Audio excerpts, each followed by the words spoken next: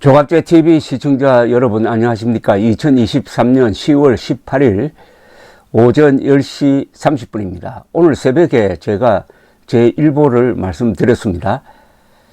가자 지역에 있는 알리 침례 교회가 아마 세운 병원으로 보입니다. 알리 침례 병원에서 폭파 사건이 일어났습니다. 누가 폭발을 했는지 모릅니다. 무엇으로 때렸는지 지금 확실하지 않습니다. 그러나 폭발이 일어났습니다. 그래서 수백 명이 죽었다고 합니다. 거기에는 수천 명의 피난민들도 환자들과 함께 같이 지금 대피해 놓은 상태입니다. 그곳을 누군가가 때렸습니다. 그 누군가는 이스라엘 군일 수도 있고 이스라엘이 주장하는 바 이슬람 지하드라는 테러 단체일 수도 있는데 양쪽이 다 서로 책임 공방을 하고 있으니까 사실은 조금 있다가 밝혀질 겁니다. 그러나 이 타이밍이 너무나 긴박합니다. 벌써 바이든 대통령은 미국을 출발해서 지금 이스라엘을 향해서 날아오고 있습니다.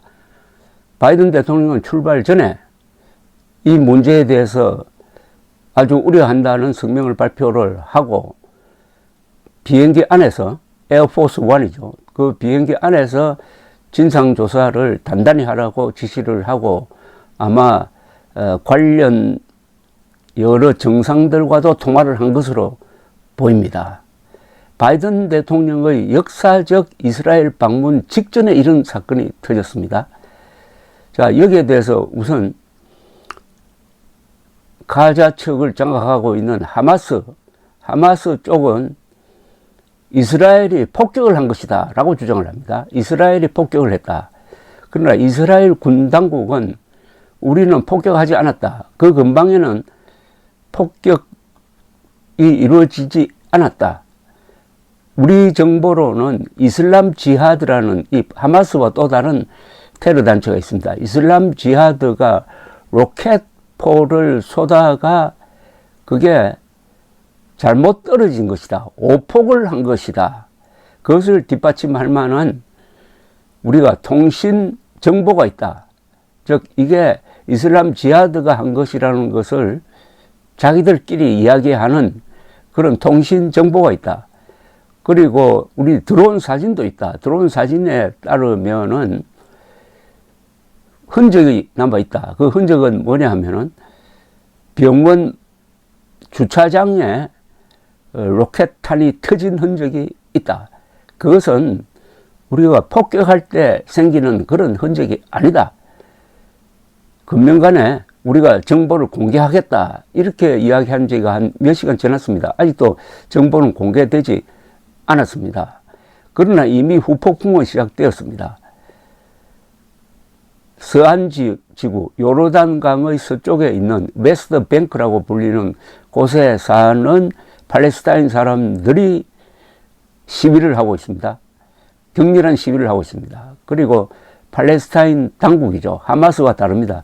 팔레스타인 당국, 팔레스타인 오토리티라고 불리는 팔레스타인 자치정부 수반 아바스는 바이든을 안 만나겠다고 했습니다. 바이든 대통령과 만나기로 되어 있었는데, 그리고 요르단 왕도 바이든과의 만남, 정상회담을 취소했다고 합니다.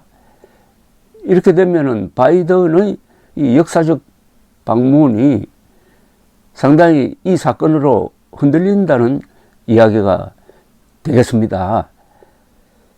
그리고 이걸 계기로 해가지고 아랍 전체가 흥분하고 있는 가운데 이란에서는 상당히 위협적인 발언을 하고, 만약 이게 지금 이스라엘 쪽의 주장이 맞다고 한다면은 그것은 확실한 물증으로 그게 공개가 되어야 될 것인데, 그러지 않고 이스라엘 측의 설명이 좀 애매하다든지 아니면은 이스라엘이 오폭한 것으로 밝혀진다고 하면은 이것은 앞으로 세계 전체의 규탄 대상이 되고 이스라엘이 지금 36만 명의 예비군 병력까지 동원해 가지고 진입작전, 가자 침공작전 초일기에 들어가 있는데 이 계획도 아마 흔들릴 가능성이 있고 해가지고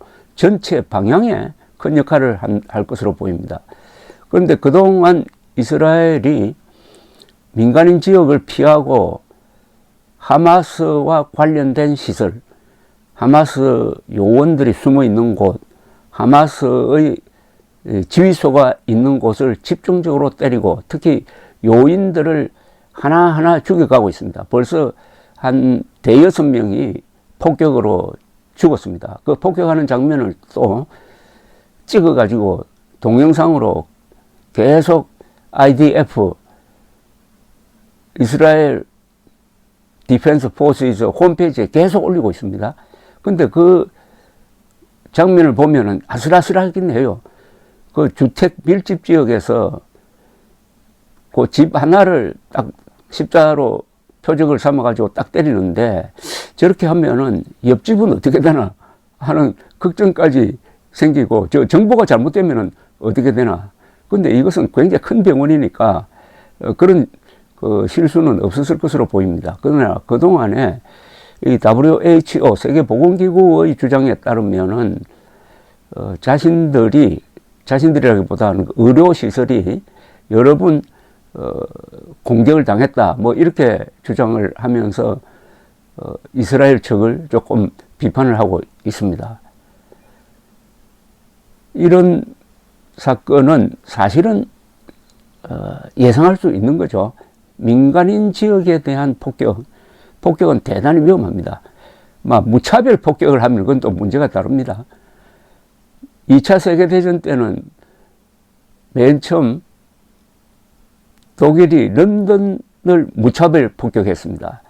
그 다음에는 연합군이 독일 지역을 무차별 폭격했습니다.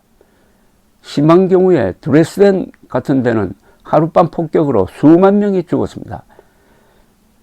1945년 3월 초순 도쿄에 대한 미군의 무차별 폭격으로 한 10만 명이 죽었습니다. 한 10만 명이 하룻밤에. 세계에서 어떻게 보면 인구 밀집도가 가장 높은 가자 지역에 대한 정밀 폭격이 아무리 이스라엘 군대가 하니까 믿을 수 있을 정도라고 하더라도 실수가 있을 수가 있고 그 실수가 이번에 이런 식으로 나타났다면은 이스라엘로서는 참으로 참 공경에 처하는데 이런 걸 보면서 정말 한국 정치가 좀 지저분하게 진행된다 하더라도 지금 핵무장한 북한 노동당 정권을 지척에 두고 오늘 또 한국 사람들이 이렇게 편하게 지내면서 텔레비전을 통해서 저 이스라엘 하마스 전쟁을 보고 있는 이런 입장에 대해서 얼마나 감사해야 되겠습니까? 누구한테 감사합니까? 대한민국이란 나라가 있으니까 우리가 이런 안정과 행복을 누리고 있고 팔레스타인은 나라가 없으니까 나라를 만드는데 실패해 놓으니까 저렇게 생고생을 하고 있다는 이 점. 그렇다면은 대한민국을 세우는데 제1 공로자인 이승만 대통령 동상은 광화문에 우뚝 서야 되는 것 아니겠습니까? 세워야 되는 것 아니겠습니까? 감사합니다.